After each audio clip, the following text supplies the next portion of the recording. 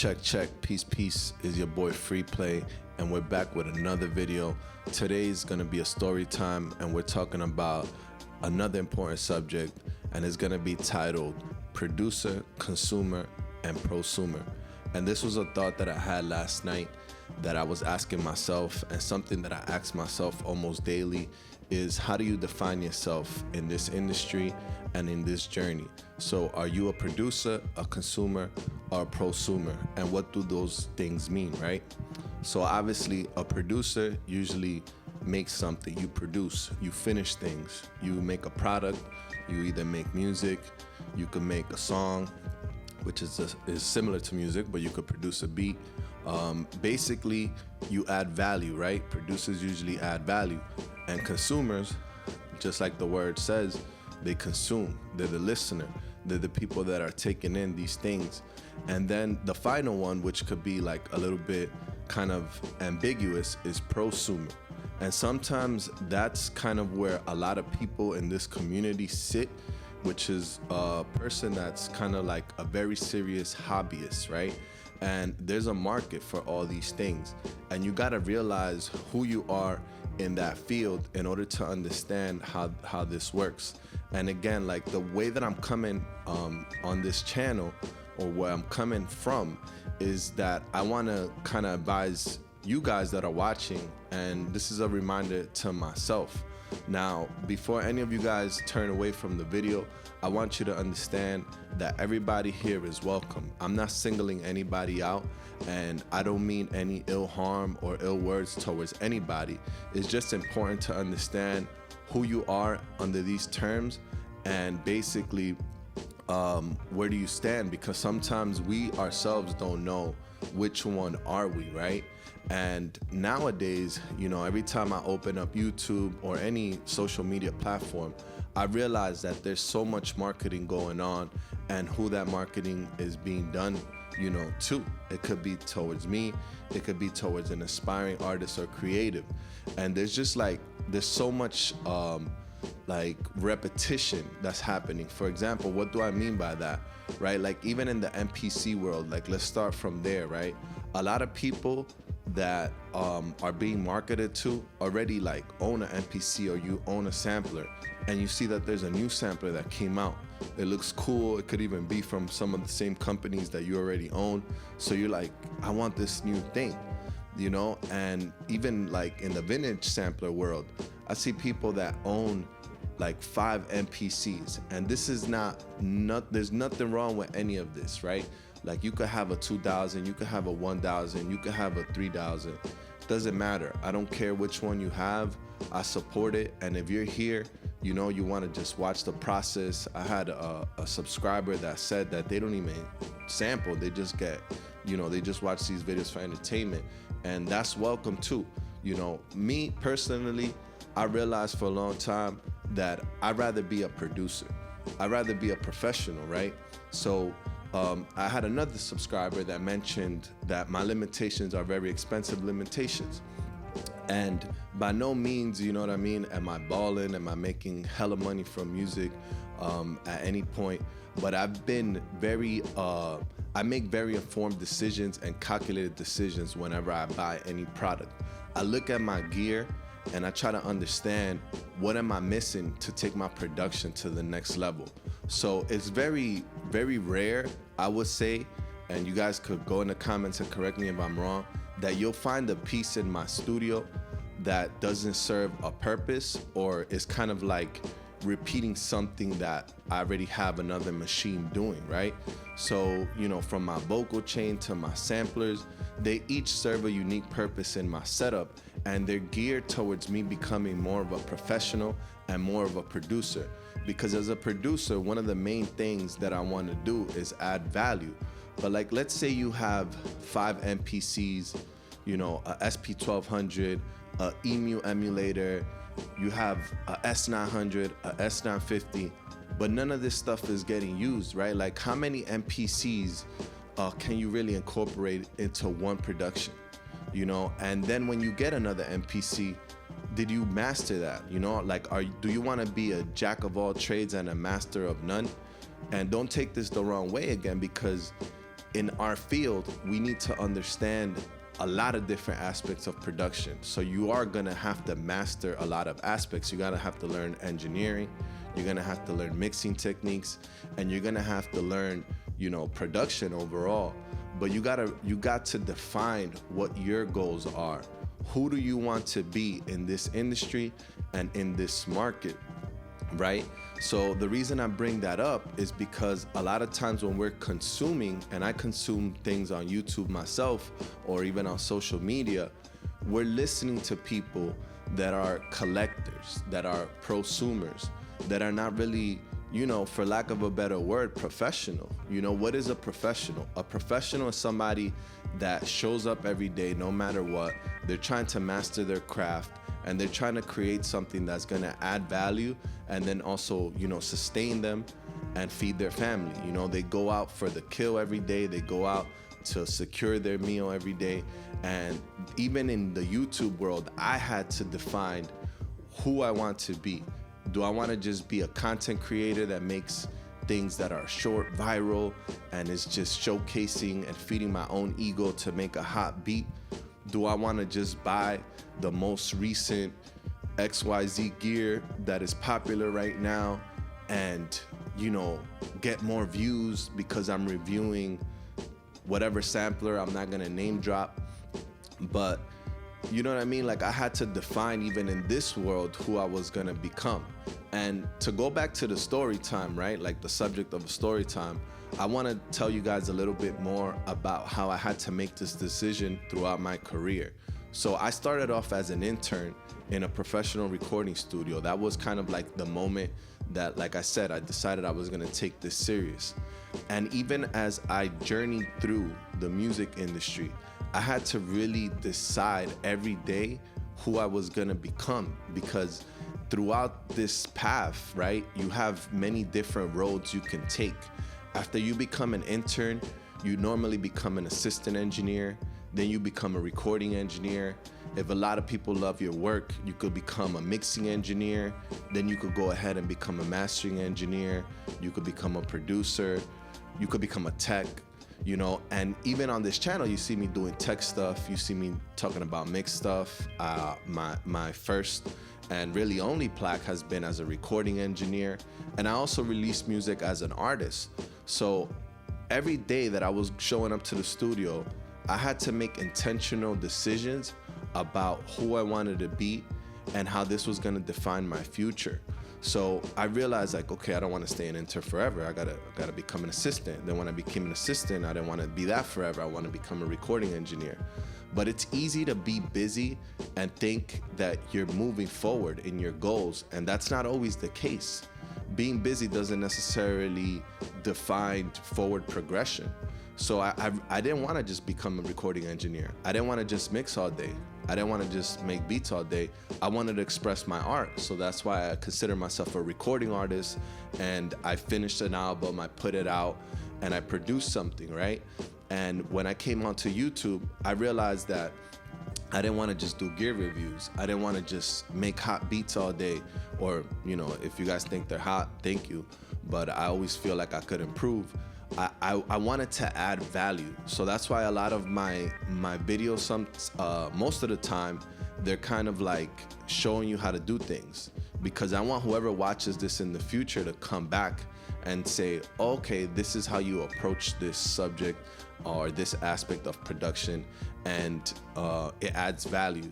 Because if I'm adding value, then I'm achieving my goal. If I'm giving inspiration, then I'm achieving my goal. And this goes back to consuming, right? Like when we see these reviews of there's a new keyboard, there's a new MPC, there's a new this or that, it's like, are you being productive towards your goal? Like, does getting that extra machine really help you go forward in your career and in the path that you have for yourself? Because the quicker you could define which one you are, the faster you're gonna get to your goal, and the more you're gonna be able to eliminate distractions. Like, life is all about eliminating the distraction and getting into a state of focus where you could master your tools, right? So that's why once I decided, like, this is gonna be my sequencer, this is gonna be my sampler, this is gonna be my DAW, then none of the things that are out there to distract me, like what's better, Ableton or FL, Pro Tools or Cubase, MPC or ASR, or Electron or Akai. Like none of those things really distract me personally, because I've already defined those areas in my production. I realized that there has been proven results from these tools, and I want to master them, because the quicker I could master them, the more I could focus on my goals, lock in, which is a term that I always use, and get to it. You know what I mean? Like get to making that song, get to making that record, get to learning things that I could then pass on and add value to the community. And there's nothing wrong with watching a gear review or being a collector, but you got to understand that that's who that person that you're watching is. And even that person that's making that video or even watching this, again, I'm trying to be very politically correct about it, but some of these people are just collectors. They don't make any beats. They just have all this gear, and some people think I have a lot of gear, but I could really like pinpoint and go over my studio and show you that everything I have is adding to the overall, brain or world or spaceship of what I'm trying to create and how I'm trying to get my ideas out. And a lot of times I wake up and I see that the popular channels are reviewing the same piece of gear that came out. And to me, there's nothing wrong with that, but I become a little bit concerned because, obviously revenue and resources are not unlimited. So if you have 5 MPCs, you didn't need to get that extra one. Maybe you were better off buying an SP, or maybe you were better buying an audio interface, or maybe you were better off buying, a good set of monitors that are going to help you listen back to the music that you're making. And even though people may say that, my gear's overpriced or very expensive, is because being a professional, I realize that I can't just buy, the cheapest interface if I want to have professional results. And that's not to say that just because something is expensive, it's automatically professional. It's just do your research, right? So there's certain converters that go into these machines. There's certain technology that goes into speakers and things like that. And the prosumer market, which is for the serious hobbyists, a lot of times tries to disguise itself as providing professional results for consumer level pricing. And that's not always the case. So you have to be aware that you're being marketed to in this regard a lot of times. And that's not to say, that hip hop primarily has pivoted from that kind of, targeting, because there's a lot of prosumer gear. I mean, you could say that the MPC 2000 XL was a prosumer version of the 3000, which is a professional, drum machine and a professional tool that not a lot of people could afford. They made this machine more affordable, and it became one of the best-selling MPCs of all time. But then, a lot of aspiring producers took that and made countless of hits on the 2000 XL. Same thing with Yamaha NS10s, legendary studio speakers, never intended for the professional studio, but a lot of people used them and found out that this prosumer speaker was actually very valuable in helping them get their art to sound the way that most people wanted to hear things. And even myself, like I have like a cheap speaker, I'll go in the car, I'll go in somebody else's car, listen to my mixes and things like that. I have a bunch of Bluetooth speakers lying around because I want to listen to how my music translates in different format. So prosumer stuff is not bad, but you got to know what's the purpose and why you're using these things.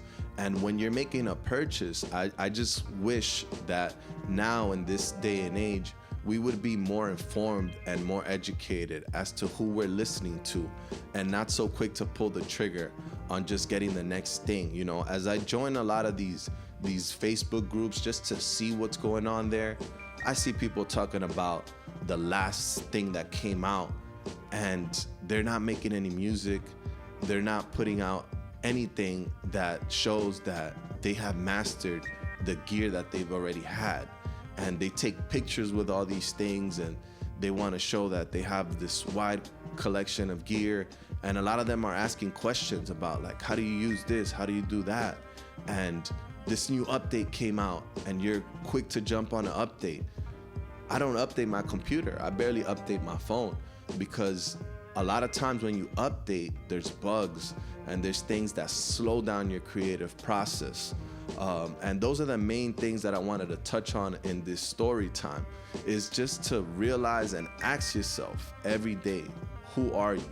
You know, another thing that I had bookmarked in my head, because I don't script these videos, I just talk to you like you're my friend or somebody that needs advice, you know, or my own advice that I want to listen to in the future, is like, for example, somebody like Lil Wayne. He says he doesn't listen to anybody's music but his own, because he's a producer. He produces his own music, so it might not benefit him to be listening or consuming others' music that may influence his own. And he's made a conscious decision to no longer listen to other artists, you know. And the more you produce, sometimes it has happened to me, the less likely you're gonna be listening to other music. You might be listening to your own roughs, to how you could improve on the next beat or the next production or the next song. And that's a perfect example of someone that is widely consumed but doesn't fall into the category of prosumer or consumer. He's a producer. So these three categories could easily help you see where you fall into right now, where you're going and where you want to go, and start moving into either one of these categories. And don't feel bad if you're in any of them, because that's not to say that a consumer is not valuable. I mean, we need people to consume our art. We need people to watch these videos, even if it's just for entertainment. But realize, who is the person behind that camera that's giving you the advice? Why is that advice being given to you, and how do you relate to it? You know, and if you guys want to discuss this further, you're more than free to get in the comments. I'll try to reply as much as I can, given my time. But I think this is very important, because more and more I see that YouTube is filled with a lot of influencer marketing, and that could be dangerous, because you buying an extra MPC when you already have a SP404 Mark II may not serve you on your journey. Maybe you need a better audio interface. Like, get rid of that $100 interface that you have, because your converters are not that good. You know, I saw someone asking if they should get an interface when their new MPC already has an interface. Well, guess what? That's a bundled interface. You think that interface, and I haven't heard it, but you think that's gonna be better than a dedicated interface from, you know, a professional company like Apogee, RME, or Lynx, you know, or any of these that have flagship, you know, models that are aimed at professionals, that are found in recording studios, or that are found being used by the people that you look up to, that make the records that you look up to. Do you understand what I'm saying? And that's where I'm coming from. So, you know, the reason why I always wake up and ask myself these questions is because there are moments where I find myself with a surplus of resources, and I want to make sure that when I'm pulling the trigger on a piece of gear, it's going to add to the ecosystem that I'm trying to create, and it's going to help me get my art there in the best way possible, to add value and to not keep repeating pieces or keep repeating the same results that I'm getting. So I hope that makes sense. I hope this story time is valuable to you guys. More stuff coming up around music and around the books that helped me, you know, create this kind of mentality on my journey. I know you guys really enjoyed the video about the art of practice, and I'm glad that that could be of value to you, and I hope to continue to be of value to you guys. So this is your boy Free Play checking out, and I'll holla at y'all later. Peace.